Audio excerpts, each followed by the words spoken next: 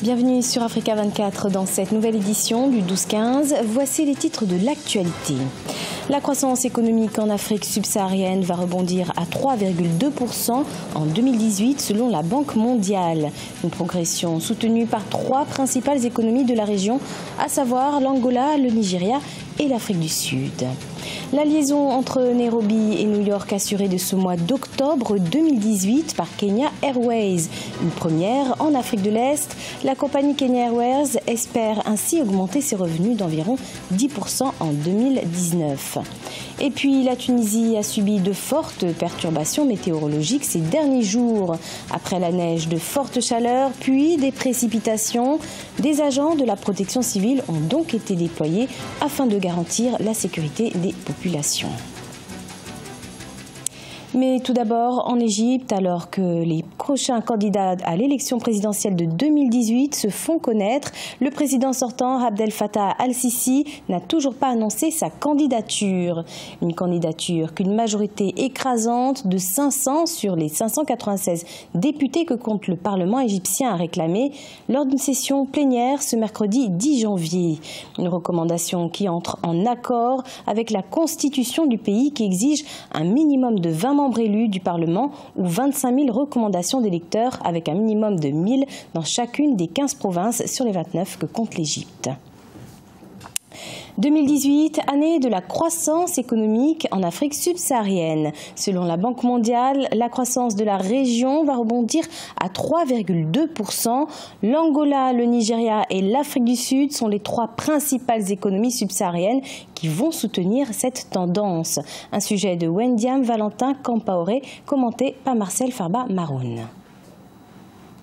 La croissance économique de l'Afrique subsaharienne connaîtra une accélération en 2018 et 2019. C'est ce qui ressort du rapport sur les perspectives économiques de la Banque mondiale. Après un repli d'1,3% en 2016 et une hausse de 2,4% en 2017, la croissance dans la région devrait progresser de 3,2% en 2018, puis de 3,5% en 2019, selon le rapport. Tandis que les pays exportateurs de pétrole de la région sont encore confrontés aux conséquences du dernier effondrement des prix, ceux qui exportent des métaux ont connu une reprise modérée qui découle de la hausse de la production minière dans un contexte d'augmentation des prix des métaux. Enfin, la croissance a été en général stable dans les pays disposant de peu de ressources naturelles, grâce notamment à des investissements dans les infrastructures et dans la production agricole. La région de l'Afrique subsaharienne va bénéficier du renforcement de sa demande domestique et surtout du raffermissement des prix des produits de base consécutif à la reprise de la croissance au niveau mondial prévue pour s'établir à 3,1%. Cependant, les tendances à long terme de l'évolution démographique et de l'investissement dans la région plaident pour la mise en œuvre de réformes structurelles indispensables pour doper la croissance au cours des 10 prochaines années, prévient tout de même la Banque mondiale.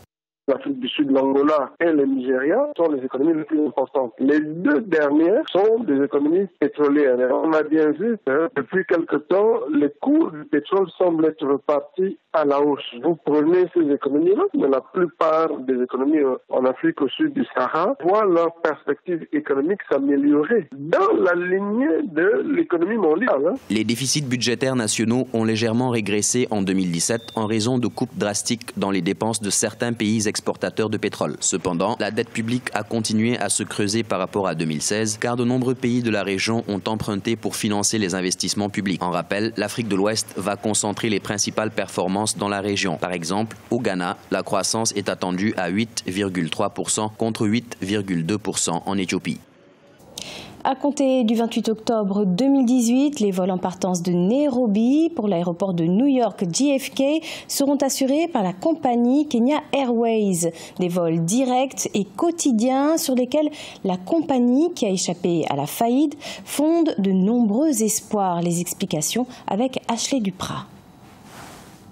En octobre 2018, la compagnie aérienne Kenya Airways lancera une nouvelle liaison entre la capitale Nairobi et New York aux États-Unis. Alors qu'auparavant, il fallait faire 20 heures de vol avec une correspondance à Paris ou à Amsterdam pour rejoindre la côte est américaine, ces vols seront directs et quotidiens, soit une première en Afrique de l'Est. We are opening sales Nous ouvrons les ventes du premier vol sans escale de Nairobi vers les États-Unis, ce qui signifie que vous pouvez désormais acheter des billets pour aller à New York et que les Américains peuvent acheter des billets pour venir à Nairobi en passant par New York. Déjà en 2009, la compagnie a envisagé de desservir la ville d'Atlanta, capitale de la Géorgie située au sud-est des États-Unis, un souhait qui n'a toutefois pas pu être concrétisé faute d'agrément de la FAA, agence gouvernementale de l'aviation civile américaine. Des exigences auxquelles les autorités kenyanes ont répondu, rendant ainsi possible cette liaison sur laquelle Kenya Airways, qui a échappé de la faillite, pose de nombreux espoirs. Avec ces vols, nous espérons augmenter nos revenus d'environ 10% en 2019. 234 passagers pourront ainsi embarquer à bord du Boeing 787-8 à partir du 28 octobre 2018, un vol inaugural pour lequel les billets sont d'ores et déjà en vente. La Tunisie a récemment été touchée par une déstabilisation climatique. De fortes chaleurs ont ainsi succédé aux flocons de neige, sans oublier le désert qui a connu de fortes précipitations. Bien que le gouvernement tente par tous les moyens de prévenir ces changements de saison, ces changements climatiques laissent la population perplexe. Ashley Duprat. La neige, fait rare en Afrique du Nord et plus particulièrement en Tunisie, a récemment surpris la population tunisienne. Une neige d'autant plus inhabituelle qu'elle a été suivie 4 semaines plus tard par de fortes augmentations de la température. Des conditions météorologiques qui laissent les habitants de Tunis totalement déconcertés. Actuellement, nous ne connaissons que l'hiver, mais des fois le temps se réchauffe. Sur une même journée, nous pouvons subir les 4 saisons. On ne sait plus si c'est l'hiver, l'été ou le printemps. Des conditions météorologiques hasardeuses qui ont poussé les autorités tunisiennes à déployer des milliers d'agents de la protection civile, des soldats et d'unités de garde nationale afin de garantir la sécurité des populations. Quant à l'Institut national de météorologie, en dépit des efforts menés pour apprivoiser cette météo, l'entité reconnaît rencontrer quelques difficultés. Nous disposons de prévisions météorologiques à court, moyen et long terme, mais les plus courtes sont difficiles à réaliser, comme celles sur les temps dangereux comme les inondations et les rafales. Un temps incertain qui a notamment fait monter le cours du plus long fleuve de Tunisie, le Wadi Marjeda, et qui n'a pas non plus épargné les gouvernorats de Tozeur, Kabylie et Tataouine, sans oublier le désert qui a récemment connu des précipitations, événement qui ne s'était plus produit depuis 40 ans. Un comité de normalisation a été mis en place au Mali afin de gérer les affaires courantes de la Fédération malienne de football, présidée par Dao Fatoumata Guindo, ancienne ministre des Relations avec les institutions. Ce comité a déjà effectué sa première mission. Les détails avec Mokhtar Bari. Après plusieurs années de blocage, la crise qui bloquait le fonctionnement du football malien appartient désormais au passé. En effet, la FIFA qui avait décidé de la mise en place d'un comité de normalisation le 20 décembre 2017 vient d'effectuer une mission.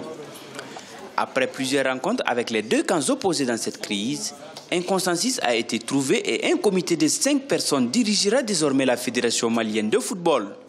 C'est Dao Fatoumata Guindo, ancienne ministre des Relations avec les institutions, qui préside ce comité de normalisation. La décision de la FIFA d'ordonner la constitution d'un comité de normalisation n'a pas d'autre but que de permettre à la FEMAFOOT de se réorganiser conformément aux règles de la FIFA et applicables à la FEMAFOOT.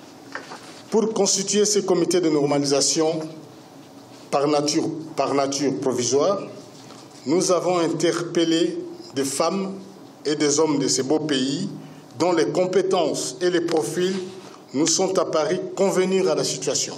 Et maintenant, nous comptons sur le soutien de tous les Maliens, du secteur et en dehors du secteur, pour nous accompagner et nous aider à pouvoir maintenant sortir le Mali de cette crise, à pouvoir sortir le football malien de cette crise. Outre Dao Fatoumata Guindo, ce comité comprend un autre ancien ministre des Sports en la personne de Maître Mamadou Gawussou Diarra, Youssouf Diallo, Mamadou Samaké et Loseni Bengali. Ce comité devra, en plus des affaires courantes, organiser les élections avant le 30 avril 2018. Nous, les supporters, on ne ménagera aucun effort pour pouvoir les accompagner. Seulement, il faut qu'ils restent au milieu. Parce que vous savez, aujourd'hui, le football malien a trouvé un niveau acceptable à tous les niveaux. Donc il ne faut pas avoir un autre comité. C'est-à-dire que tous les partis doivent se retrouver dans ce comité-là pour que les résultats qui sortiront de ce comité-là soient acceptés par tous les acteurs du football. Après plusieurs mois de crise, place au jeu. Depuis septembre 2017, le championnat national et la Coupe du Mali attendent de connaître leur épilogue. C'était le journal de la rédaction. Merci de l'avoir suivi. Retrouvez dans un instant une nouvelle édition de l'information sur Africa 24.